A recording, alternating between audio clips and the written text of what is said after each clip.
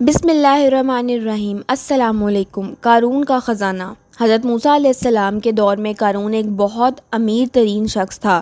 تو چلیے اس کے بارے میں جانتے ہیں۔ دنیا کے کسی بھی خزانے کا ذکر قارون کے بغیر ناممکن ہے۔ بہت سے قصے اور کہانیاں اور روایات قارون اور اس کے خزانے کے متعلق مشہور ہیں۔ یہ وہی شخص ہے کہ جس کا ذکر قرآن مجید میں عبرت حاصل کرنے کے لیے بیان کیا گیا ہے۔ قارون حضرت موسیٰ علیہ السلام کے چچا مظہر کا بیٹا تھا۔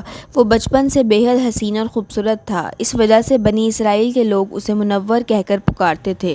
جب قارون جوان ہوا تو بہت با اخلاق اور نیک افراد میں شمار کیا جانے لگا، یہاں تک کہ وہ تورات کا بہت بڑا عالم بن گیا تھا۔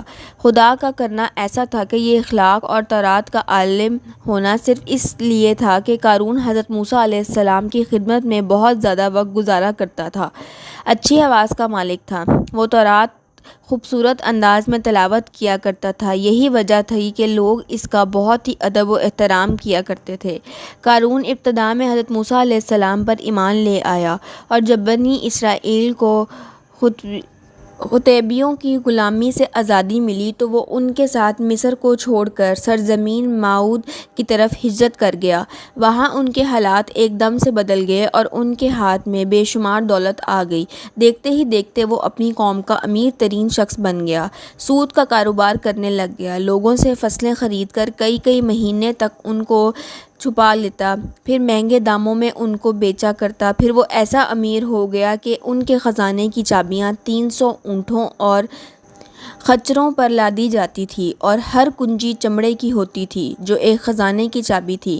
تاریخ انسانی میں قارون سے زیادہ دولت مند وراثت کسی شخص کو عطا نہیں کی گئی، جس کا ذکر اللہ تعالیٰ تبارک تعالیٰ نے قرآن مجید میں کچھ یوں کیا ہے کہ بے شک قارون موسیٰ علیہ السلام کی قوم سے ہے، پھر اس نے قوم پر زیادتی کی اور ہم نے اس کو اتنے خزانے دیے جس کی کنجیاں اٹھانا ایک طاقتور جماعت پر بھاری تھی۔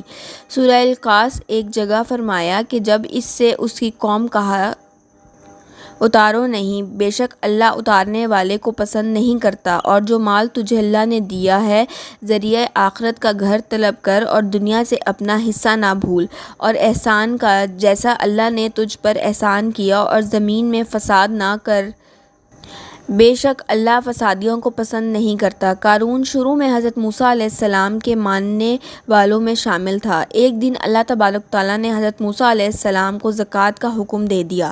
حضرت موسیٰ علیہ السلام نے اپنی قوم کو زکوٰۃ نکالنے کا حکم فرما دیا۔ یہ سن کر قارون نے بھی حضرت موسیٰ علیہ السلام سے وعدہ کیا کہ اپنے مال کا 1000واں حصہ زکوٰۃ نکالے گا۔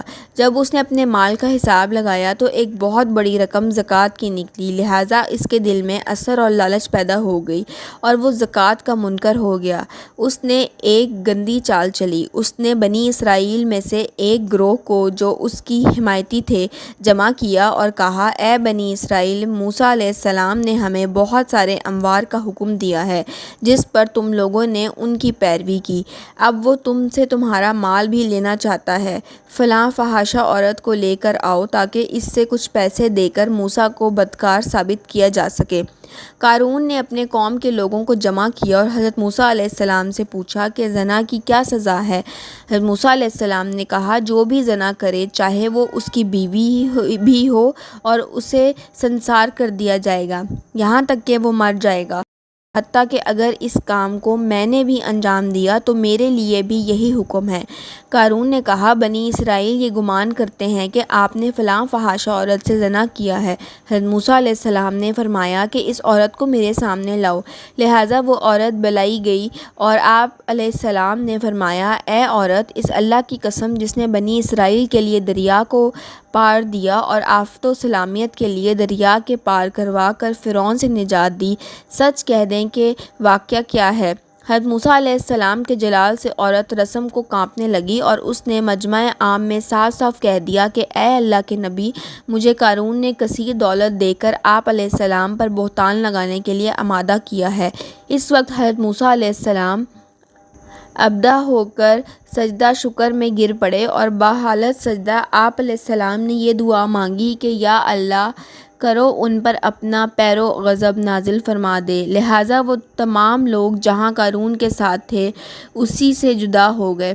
حضرت موسیٰ علیہ السلام نے اللہ کے عزل سے زمین کو حکم دیا تو زمین پھٹ گئی اور قارون اور اس کے پیروکار اس میں دھنسنے لگے، اور دیکھتے ہی دیکھتے قارون اور اس کا مکان اور خزانہ سب اس زمین میں دھس گیا۔ جب یہ زمین نابود ہو گئی تو زمین کا شاخ دوبارہ بند ہو گیا۔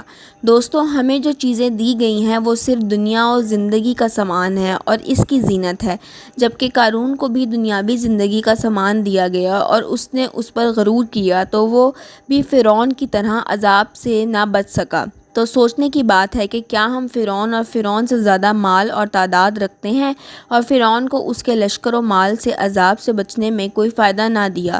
اسی طرح قارون کو حضرت موسیٰ علیہ السلام سے رشتہ داری اور اس کے کثیر خزانوں نے کوئی نفع نہ دیا، تو ہم میں غرور کس بات کا ہے؟ یاد رکھو، اگر ہم اپنی روش سے باز نہ آئے تو ہمارا انجام بھی فرعون اور فرعون سے مختلف نہ ہوگا۔